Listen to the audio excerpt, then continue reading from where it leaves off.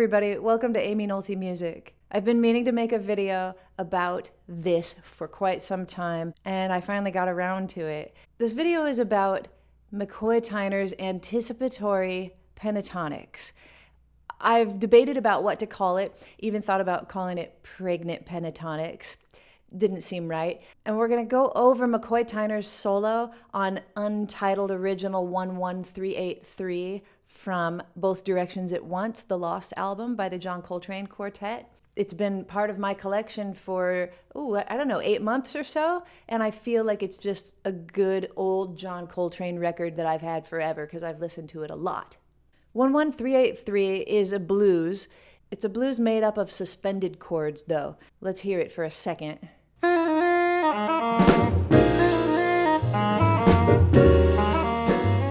So the chords that you hear in it are not necessarily the kind of like 13 chords that we normally play over a jazz blues, but they're more suspended sounds.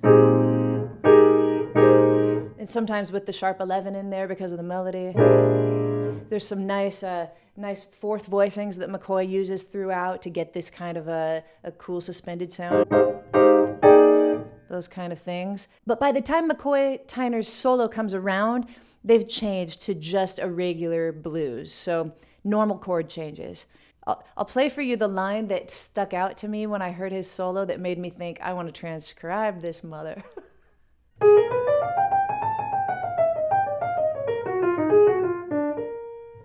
I love that line. McCoy Tyner employs an element in this solo that he employed a lot in his playing, and I haven't talked about it on my channel before, but I'm gonna call it anticipatory or inside-outside pentatonics. And I'd like to show you the transcription, and we'll talk about the places where he does it, as well as some other wonderful gems within the solo. Let's do it. I've transcribed the first 3 choruses of the solo. That's about half of the solo, and all I think we have time to talk about today. I might, if there's enough interest, I might do the second half of the solo as well. But I wanted to show you how I've gone about learning the solo. And it's just to simply set my metronome at a slow speed. I think I started at 110, and to play it, and then I worked my way all the way up to 200 where it's at on the recording. And let me just play the solo for you. I'll set myself a metronome and play it for you one time so you can, because it's a quick tempo, and I think it helps to hear it, maybe at about 160. Let's try it there.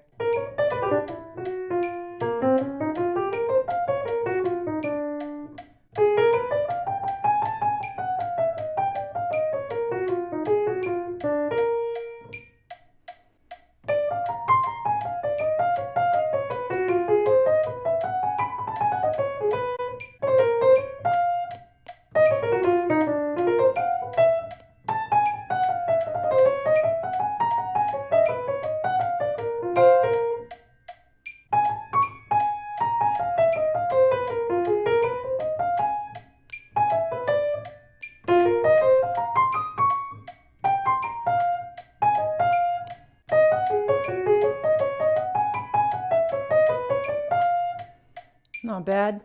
So let's look at the beginning. We've got these chords going by, right? So I like that he waits.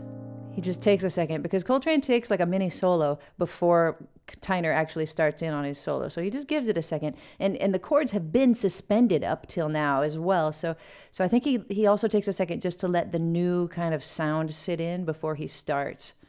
And I love this. What a hip line to start with. We've got the minor third, the major third, and then we come down on an extension. So we've got, B flat 7, right? The extension is a G major triad. So then we cover the flat 9 and the 13, and that's a hip sound. And then he hits right on the flat 5, and then the sharp 5, and then comes to the 5. So altered tones right from the beginning, and we're going to see altered tones all the way through this. Now we play like a E flat mixolydian.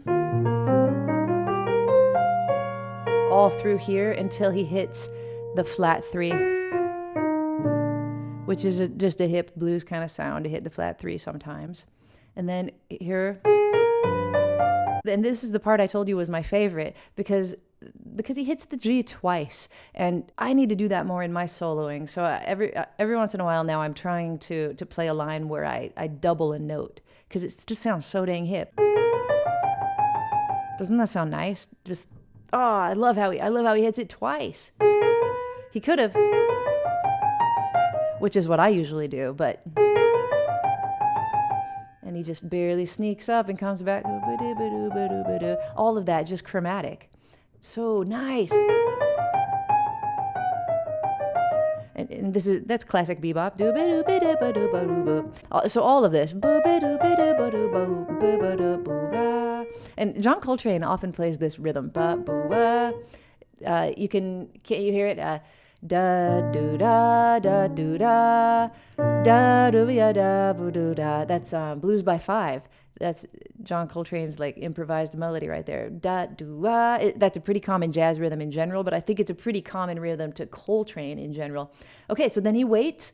I love a good pause. Thank you, McCoy, for the pause. And then right on beat one. It's just an arpeggio, B flat 9 arpeggio. This is the same kind of thing that he just did in the C minor bar. It's the same kind of contour to go. But now it's same thing. You can tell that this is a pattern he's practiced and heard a bunch.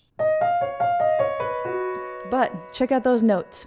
You can see that I've kind of gone from flats to sharps in this bar. McCoy did as well, but we've got E flat, D flat, but then here I changed to sharps, and I could have written a C flat and a G flat, I guess, if I wanted to, but I really wanted you to see what we're talking about here, and this is the concept that I'm covering on this particular video, called the Anticipatory Pentatonic.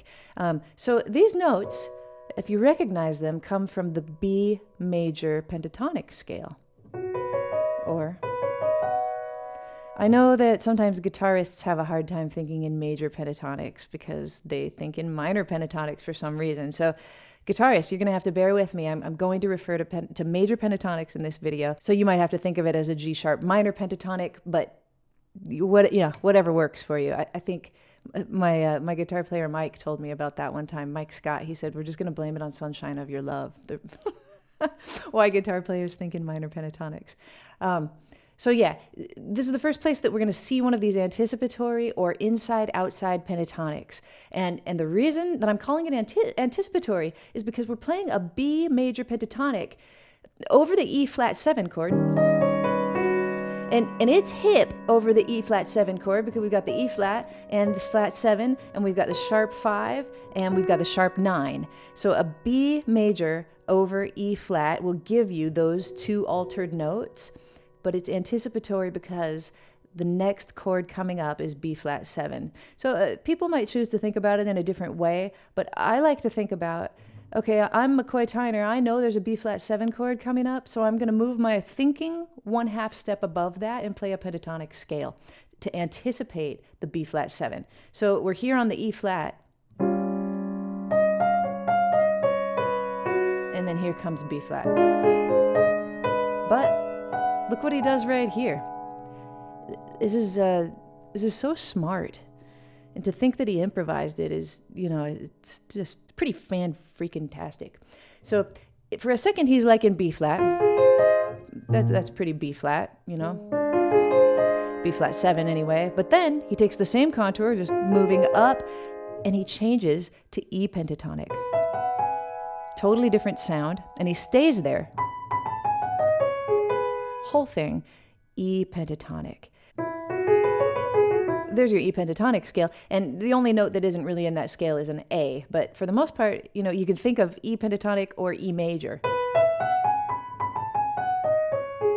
Through this whole B flat 7 bar, you might think, why did he switch? He was doing B pentatonic, now he's doing E pentatonic. Well, check out the next chord coming up. It's an E flat 7.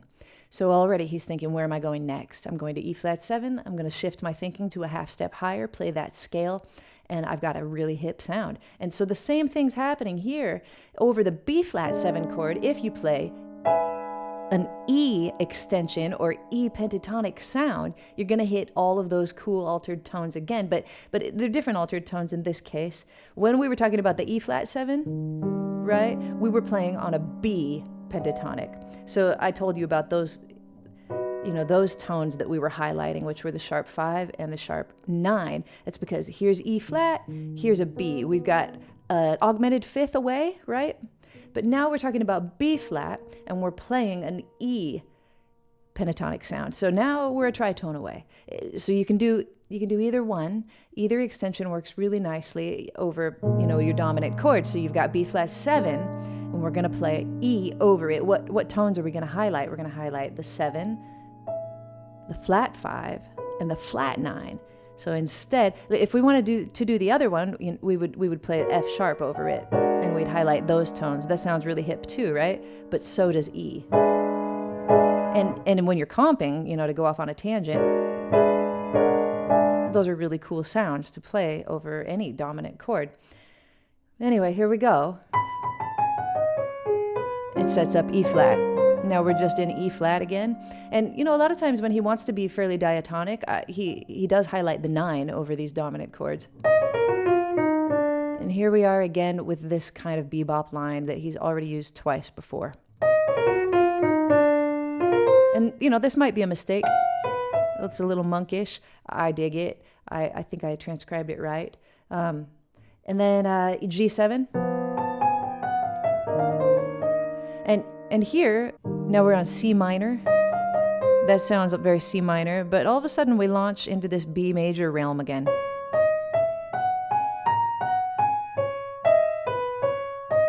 All the way till there, we're in B again, and that's over the F7 chord, right? So the distance from F to B is a tritone, so we're highlighting that flat 5 and flat 9 again over F, F7.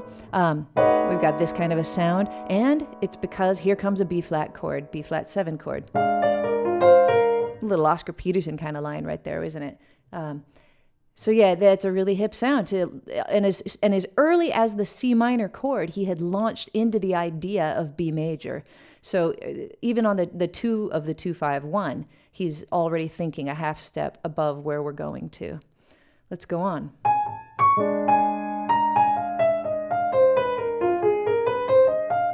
To me, this is a kind of a weird line.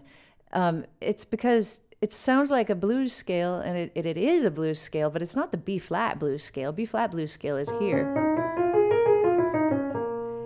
This is an F blues scale. All of these notes come from the F blues scale, which is a cool way to think. I don't think I've ever even tried that. If you're in the key of B flat, instead of playing the B flat blues scale, why not think a fifth above that and play in the F blues scale? Because all of those notes definitely fit. Almost all the notes are common to both scales, right? They're just like a couple notes that are different. But anyway, it's a neat sound, and I think it kind of brings us back. Actually, it's not a very complicated sound, is it?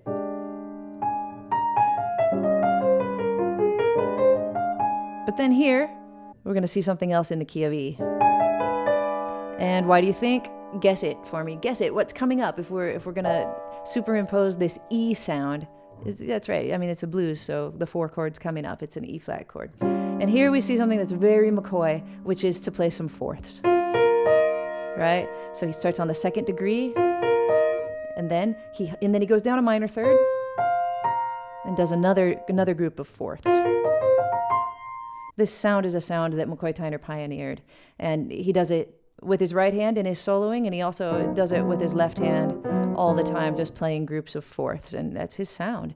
It's beautiful. And actually, after this, in the rest of the solo, much of his solo that I haven't transcribed yet is built upon fourths. So maybe he's slowly introducing us into his next theme for the solo, which is more fourth-based than bebop-based with these anticipatory pentatonics.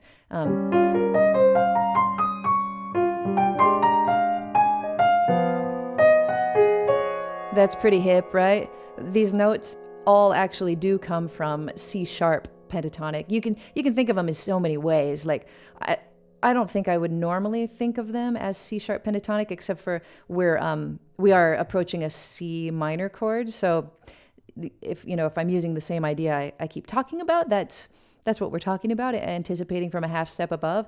But actually, what I think these are fourths. So even though they don't appear as fourths, you spread them out, and they are fourths, right? If I were to put maybe the E flat on the bottom instead of right here, then we've got fourths. So he's still continuing this fourth idea, and these notes sound really hip over the G7 chord. And then he keeps it up. So now we're on C minor. I should check out the voicing he plays over C minor, because I'm sure he probably has some kind of fourth thing going on that makes this sound better than it sounds against like a regular C minor voicing. So let's just do this for now because it's pretty safe. And what do we have here? Like this looks like G flat pentatonic to me. They're the same notes we were using before in the fourths. So that could have been G flat pentatonic or C sharp pentatonic or D flat pentatonic. Any way you want to look at it, they're kind of the same notes, but he just uses them. And you can even think about it like, oh, I'm going to play black notes now, really. But here we are at B pentatonic again. And it's because it's a B flat chord coming up, right? Yeah, McCoy. He gives us a dang masterclass in how to use this device. You just see one and you're like, oh, is this a half step above where we're going? Absolutely, yes, it is. Thank you, Mr. Tyner. Such hip sounds that we get from one of my heroes here on this wonderful Untitled 11383 tune. So, thank the Lord, thank the universe, thank whoever you would like to thank for keeping McCoy Tyner with us, the last member of this quartet, still around in 2018. I'm very thankful every day of my life that McCoy Tyner's still with us. And I sure hope that his health is holding out. I know he's had to cancel a few concerts lately, but I'm so lucky I got to see him at the Jazz Bakery back in around 2005 or so, and shake his hand and shed a little tear as he walked onto the bandstand. One of the truly great innovators of our instrument, Mr. McCoy Tyner. Thanks for watching today. Don't forget to hit the subscribe button, and I'll see you next time on Aimee Nolte Music.